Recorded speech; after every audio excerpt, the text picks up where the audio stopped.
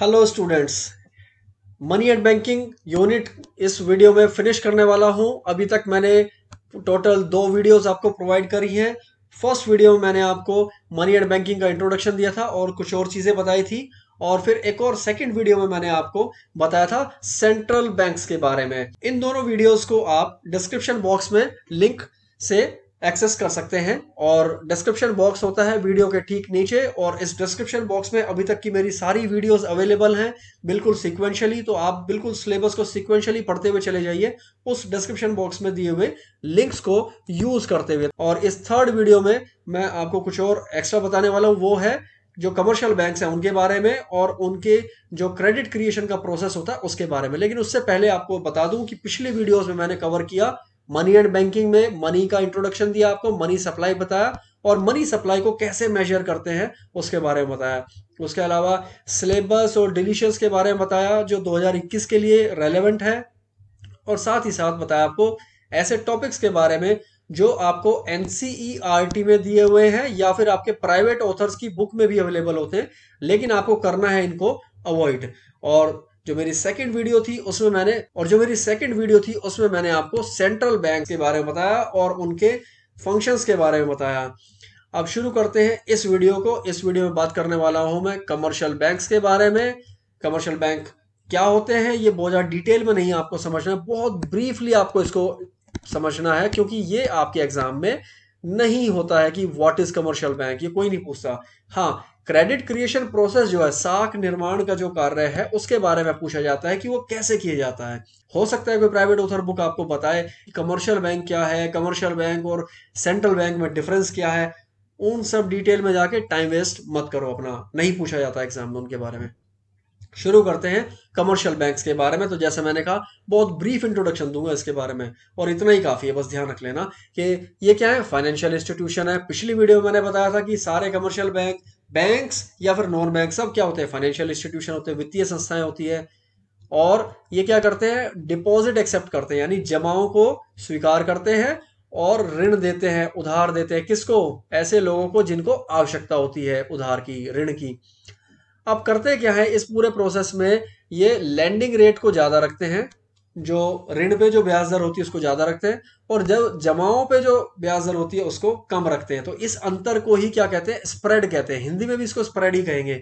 तो ये जो स्प्रेड है यही बेसिकली उनका क्या है, यही उनका मुनाफा है और इसी से वो अपने सारे खर्चे चलाते हैं। अब बात करते हैं लीगल रिजर्व रेशो की। हिंदी में वैधानिक कोष अनुपात कहते हैं। इसकी डेफिनेशन आप लर्न कर लेना, सिलेबस में है, आपसे पूछी जा सकती है एग्जाम में। और यहाँ खास बात क्या है कि ये सम होता है एसएलआर और सीआरआर का। एसएलआर और सीआरआर दोनों को ऐड कर दो। मान लीजिए एसएलआर है आपका 15%, सीआरआर है 5%, तो ये आपका एलआरआर हो गया 20%। इस तरीके से आपके एग्जाम में ये यूज होने वाली इंफॉर्मेशन। पहले ये एसएलआर और सीआरआर ज्यादा सिलेबस में था तो और डिटेल में पढ़ा जाता था इस बार, लेकिन आपको इतना ही समझना काफी होगा कि एसएलआर और सीआरआर को ऐड कर दो तो मिल जाता है एलआरआर। फिर भी फुल फॉर्म बता देता हूं आपको कि एसएलआर की फुल फॉर्म होती है स्टैट्यूटरी लिक्विडिटी रेशियो, वैधानिक तरलता अनुपात। और सीआरआर की होती है कैश रिजर्व रेशियो, नगद कोष अनुपात। तो यही काफी है बस आपको समझना इनकी डेफिनेशंस दोनों की, ये कैसे काम करते हैं, ब्ला ब्ला। कोई जरूरत नहीं इस साल के सिलेबस में समझने की। तो चलिए, अब ये जो आपने समझा कि एल आर आर होता है इन दोनों का समेशन, ये हम आगे यूज करने वाले हैं क्रेडिट क्रिएशन के प्रोसेस में। फिलहाल पहले आप ये देखिए कि ये साख सृजन जो होता है इसके पीछे की बैकग्राउंड क्या है, क्यों ये हो पाता है, ऐसी क्या खास बात है।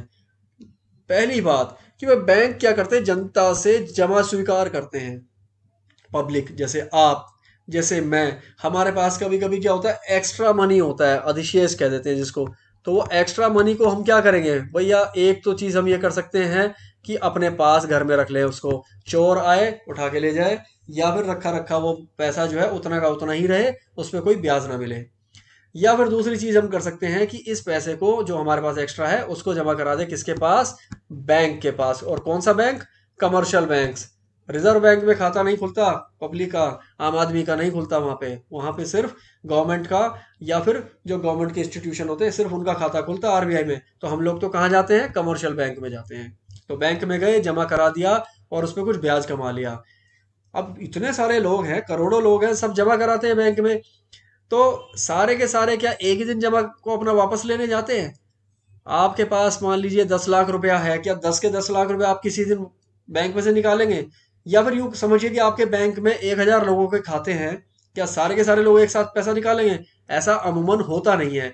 और इसी विश्वास के साथ बैंक जो है कार्य करते हैं कि भाई सारे जमाकर्ता एक साथ अपनी जमा की मांग नहीं करेंगे। तो इसी भरोसे पे काम करता है बैंक।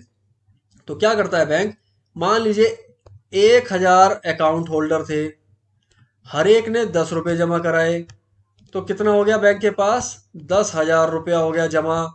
अब 10,000 रुपया जमा वो अपने पास लेकर के बैठा रहे, कमाई कहाँ से होगी? कहीं से भी नहीं होगी। तो कमाई कब होगी? जब वो देगा लोन। और लोन कितना दे? लोन देने पर नियंत्रण होता है किसका? सेंट्रल बैंक का। सेंट्रल बैंक डिसाइड करता है कि भैया कितने का लोन दे सकते हो, अपनी मर्जी से नहीं है। तो सेंट्रल बैंक यहाँ पे दो काम करता है, ध्यान रखिए। एक तो एसएलआर की घोषणा करता है, एक सीआरआर की घोषणा करता है। फिर से कह रहा हूं, ज्यादा डिटेल में जाने की जरूरत नहीं। एसएलआर क्या है? वो हिस्सा पूरे इस 10,000 का, या फिर यूं कहिए किसी भी बैंक के पास जो डिपॉजिट होते हैं उसका एक ऐसा हिस्सा जो कि किसी भी कमर्शियल बैंक को सेंट्रल बैंक के पास रखना होता है। और सीआरआर क्या होता है? इस 10,000 का एक हिस्सा बैंक को अपने पास भी रखना होता है। तो ये सीआरआर होता है। तो इसलिए कहते हैं cash reserve ratio, statutory liquidity ratio, ये जाएगा सेंट्रल बैंक के पास और ये जाएगा अपने पास रखा जाएगा। तो मान लिया दोनों क्या है, 10-10% हैं। अब देखना, ध्यान से समझना इस बात को। तो भैया 10,000 रुपया है, तो प्यारे बच्चों 10,000 रुपये का 10% कितना हो गया? 1,000 रुपया। तो 1,000 रुपया आ गया, यहाँ आरबीआई के पास जमा करवाना पड़ेगा और 1,000 रुपया बैंक को अपने पास रखना पड़ेगा, क्योंकि आरबीआई का रूल है, ये सेंट्रल बैंक का रूल है जो बैंक को, कमर्शियल बैंक को मानना पड़ेगा। तो 2,000 रुपया तो ये हो गया। समझ में आया आपको कि 1,000 अकाउंट होल्डर थे, हर एक ने 10-10 रुपए जमा कराए और टोटल रुपए थे 10,000।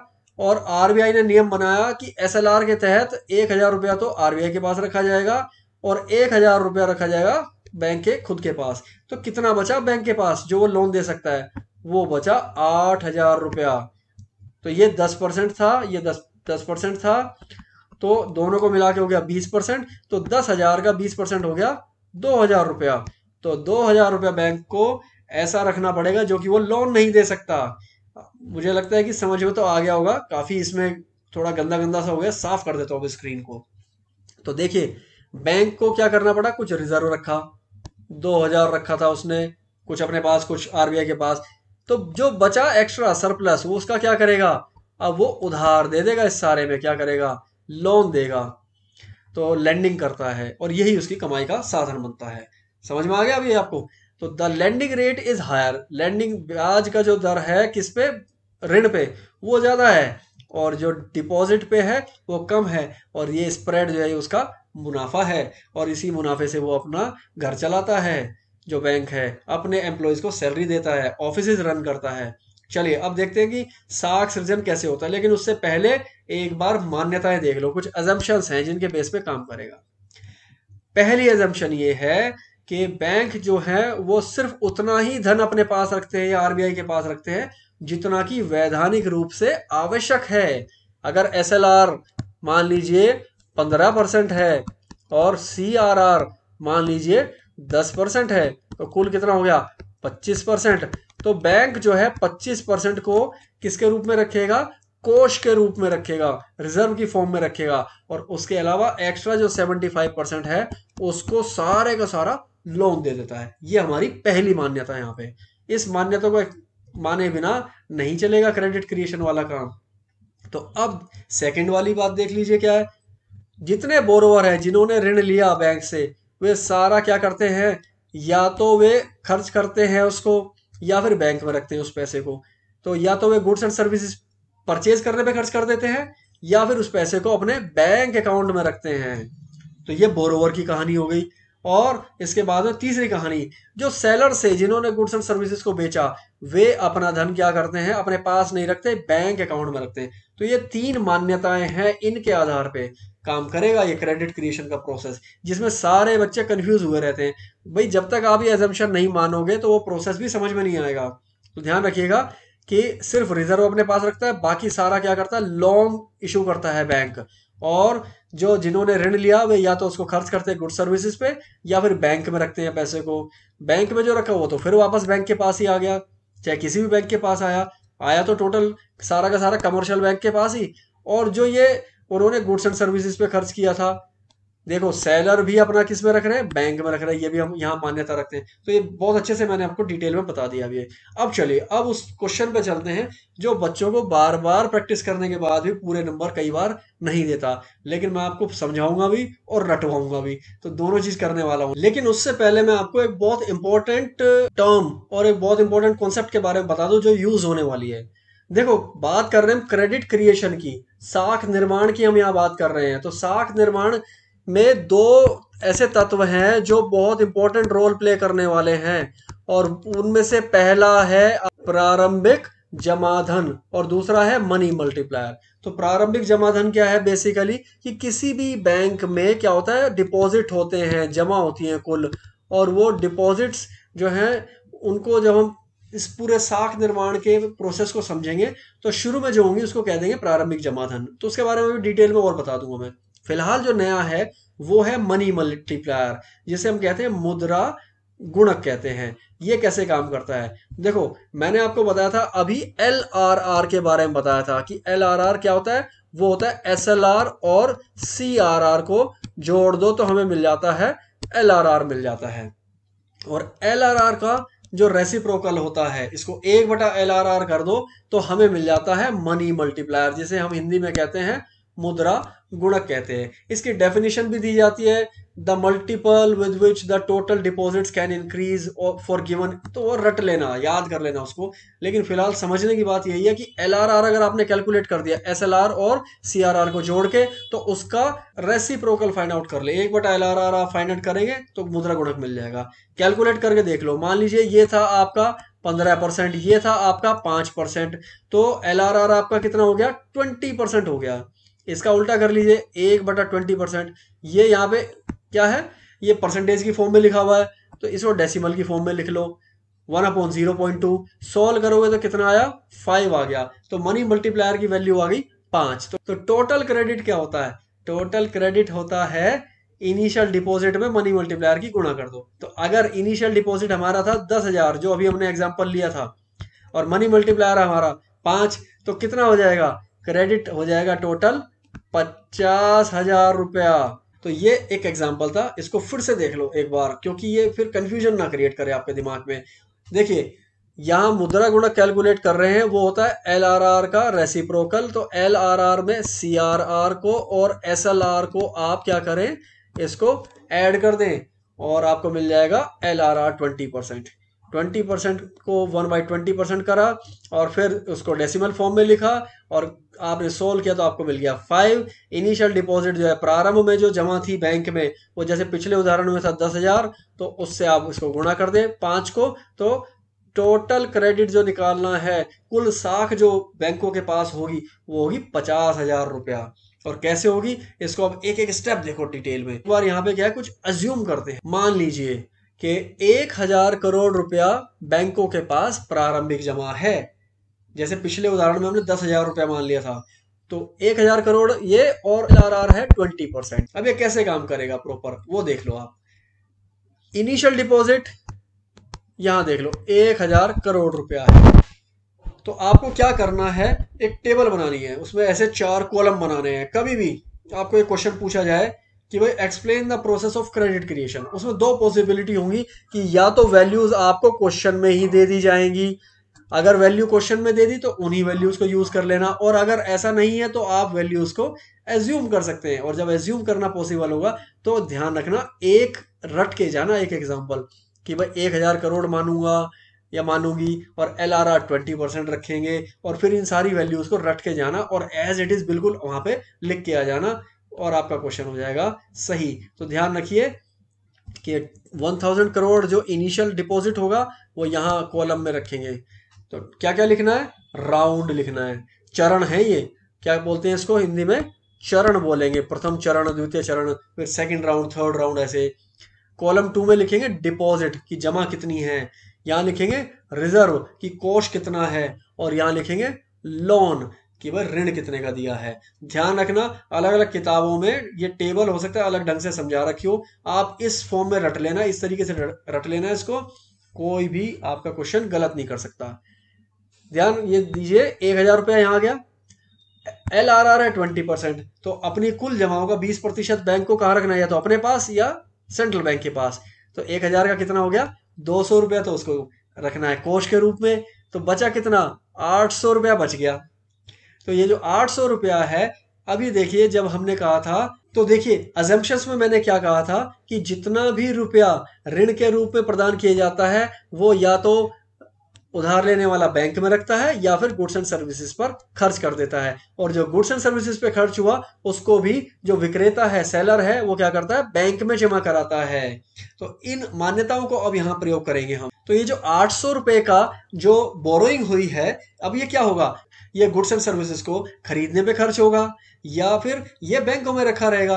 तो ये दोनों ही स्थितियों में ये 800 रुपया वापस बैंक के पास आ जाएगा जमा के रूप में। और जमा के रूप में आने के बाद 1000 रुपए का तो बैंकों के पास जमा पहले से था, 800 रुपए का जमा और आ गया बैंकों के पास। तो कुल जमा कितना हो गया, 1800 हो गया। तो ये क्या हुआ, इसी को साख निर्माण कहते हैं, ये जो 800 रुपए का हुआ। तो ये चरण दर चरण चलता जाता है ये। अब 800 रुपए जो एक्स्ट्रा है इस पे भी वही नियम लागू होंगे पहले वाले, कि इसका 20% कहाँ रखना होगा बैंकों को, या तो अपने पास या सेंट्रल बैंक के पास। तो 160 रुपया तो यहाँ आ गया, बचा कितना, 640 रुपया। अब एजम्पशन ये थी कि बैंक रिजर्व के अलावा कुछ भी अपने पास नहीं रखता, सारा लोन दे देता है। तो इस 640 रुपए का भी क्या होगा, ये भी जाएगा लोन की फॉर्म में। और लोन गया, फिर से वो खर्च हो रहा है गुड्स एंड सर्विसेज पे, फिर से वो लौट के बैंकों के पास आएगा। तो 640 रुपए का और एक्स्ट्रा आ गया बैंकों के पास। तो अब ये कितना हो गया, 2440 रुपया का हो गया। देखिए अब साख निर्माण ये तो है कि प्रारंभिक जमा थी 1000, लेकिन अब बैंकों के पास जमाएं हो गई 2440 रुपया जमा हो चुके हैं। तो ये फिर 640 का यहाँ पे 20% अपने पास रखेगा, कितना, 128 रुपया रखेगा। और बाकी जो बचा हुआ होगा 512 रुपया वो फिर से लोन दे देगा, फिर 512 रुपया इधर आ जाएगा। और ये प्रक्रिया जो है बार बार चलती चली जाएगी, लेकिन हर बार लोन का आकार जो है वो घटता चला जाएगा और अंत में ये इसकी हमें वैल्यूज मिल जाती हैं। लेकिन ध्यान रखना है कि आपको ज्यादा एक्सप्लेन नहीं करना है। एक स्टेप आपने एक्सप्लेन कर दिया राउंड 1 कि भाई प्रारंभिक जमा क्या थी, रिजर्व कितना हुआ, लोन कितना हुआ। उसके बाद में राउंड 2 आपने एक्सप्लेन कर दिया कि भाई 800 रुपया कहाँ गया, 160 कहाँ गया। और फिर आपने बता दिया कि थर्ड राउंड में फिर से कह दिया कि 640 रुपया यहाँ आ गया। ध्यान रखिए, इतना कहने के बाद आप कहेंगे कि दिस प्रोसेस विल कंटिन्यू, यह प्रक्रिया चलती चली जाएगी। और अंत में क्या होगा, अंत में कुल जमा 5000। क्यों, क्योंकि LRR था 20%, 1/LRR कितना हुआ, 1/20%, 1/0.2, ये बराबर हो गया 5। तो 5 गुना हो गया ना। अब ये देखो 1000 से 5 गुना हो गया। और इसका 20%, क्योंकि LRR 20% है, तो इसका 20% क्या है, जमा है कोष के रूप में। और 4000 रुपए का लोन जारी हो गया। अब ये सारा तो समझ में आ गया, आपके सुनने में भी बड़ा अच्छा लगता है, आपने सुना। और ये बहुत बार आपको टीचर समझाएंगे या फिर आप बुक में पढ़ेंगे, लेकिन भूल जाते हैं, या फिर ये समझ नहीं आता कि इस पूरी प्रक्रिया को एक्सप्लेन कैसे करूं बहुत ही थोड़े से शब्दों में। तो उसमें आपकी हेल्प कर देता हूं मैं। और हेल्प ये है कि ये लो जी, आंसर लो, ये रट लेना, इसको याद कर लेना हूबहू, और ऐसा का ऐसा ही इस पूरे डायग्राम को, ये वैल्यूज को लिख करके एक्सप्लेन करके चले आना, आपको फुल मार्क्स मिल जाएंगे। हो सकता है एग्जाम में 1000 करोड़ की जगह 5000 करोड़ दे दे, यहाँ 20% की जगह 25% दे दे। उसी हिसाब से ये सारी की सारी वैल्यूज जो हैं ये चेंज हो जाएगी, वैसा आप कर लेना। लेकिन सेंटेंस तो यही रहेंगे ना। और इसी को चलो मैं हिंदी मीडियम वालों के लिए भी सोल्व कर देता हूँ कि ये लो, हिंदी में आपको क्या लिखना है। हिंदी में आपको ये सारा एज इट इज लिख करके इसको याद कर लेना बस एक बार। तो बस ये आपका कमर्शियल बैंक्स का जो पूरा टॉपिक है वो फिनिश हो जाता है यहाँ पे। और कमर्शियल बैंक क्रेडिट क्रिएशन साख निर्माण कैसे करते हैं वो भी यहाँ फिनिश हो जाता है। इस वीडियो में इतना ही। मेरी सारी वीडियोस के लिंक्स जो हैं आपको डिस्क्रिप्शन बॉक्स में मिल जाएंगे नीचे वीडियो के, तो उनको देख लीजिए। आप अपना सिलेबस कंप्लीट कीजिए। Thank you so much for watching this video. Good luck.